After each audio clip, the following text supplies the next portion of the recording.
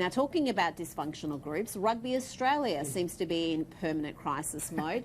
The Israel Folau saga has exposed deep divisions, and there were reports this week that a number of Wallabies would testify for Folau, and then the sport's crucial broadcasting deal is said to be up in the air. But Rugby Australia CEO Raylene Castle has rejected any suggestion the code is in crisis and told the Australian that she expects to remain in the job for another 4 years. My God, Corinne, can Rugby Australia survive her reign? It hasn't been a happy period. Let's be honest. We're not just talking about on-field performance, off-field. It's been one scandal after another. Exactly. This isn't a one-off incident. This has been a series of dominoes. Alan Jones described it as a disease at the top, which I think is spot on. And everything about this, on and off the field, it's all heading in the wrong direction, isn't it? You know, really, the time to step in is now. Push on the brakes and actually take some action, because revenue is heading in completely the wrong direction. It's just such a shame. The wheels have come off, and for her to literally have such zero self-awareness that she says she's going to be around for the next 4 years. I mean, it was Prince Andrew levels of delusion there, wasn't it? It reminded me of that Prince Andrew interview where it's like, well, are you sort of hearing what everybody else is hearing, or is in your circle? This is the divisions within rugby. I mean, it's not just at the elite level; it's all the way down the ranks. And the Israel Folau saga is the biggest of them. I mean, this broadcasting deal might trump that, depending on how it goes. But this Folau saga.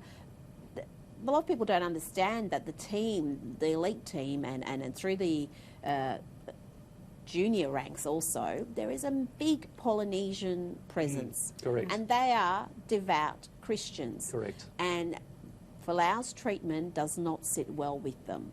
And people don't seem to understand. You know, when he came out and said those ridiculous things about the bushfires and God's wrath, the left were again, you know, no one's going to support. No one supported his first thing about atheists and thieves and homosexuals burning in hell.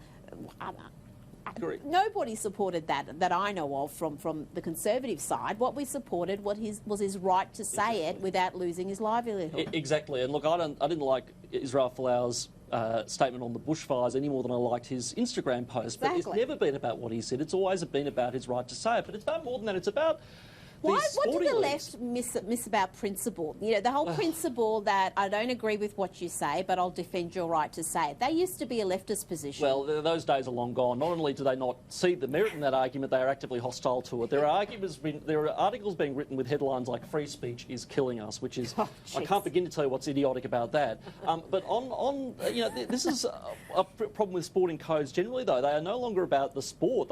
They see themselves increasingly as social justice agencies. I mean, the AFL has a round for every cause under the sun every second week. That's true, but until you know, they actually come up against an obstacle, say like China, when the NBA, probably the wokest sporting body in the world, has behind every leftist cause imaginable, but as soon as one of their officials said something in support of the Hong Kong protesters, suddenly there were anti-free speech. How dare you, upset one of our major people are tuning out of the NBA, and people are tuning out of American football as well because of all the business around kneeling and not standing for the anthem and everything else. I mean, the woke of these codes they are losing huge sections of their fan base. Absolutely. I mean, you know, if people go to the sport to escape politics. You don't want the social and political issues shoved down your throat when you're trying to watch a game.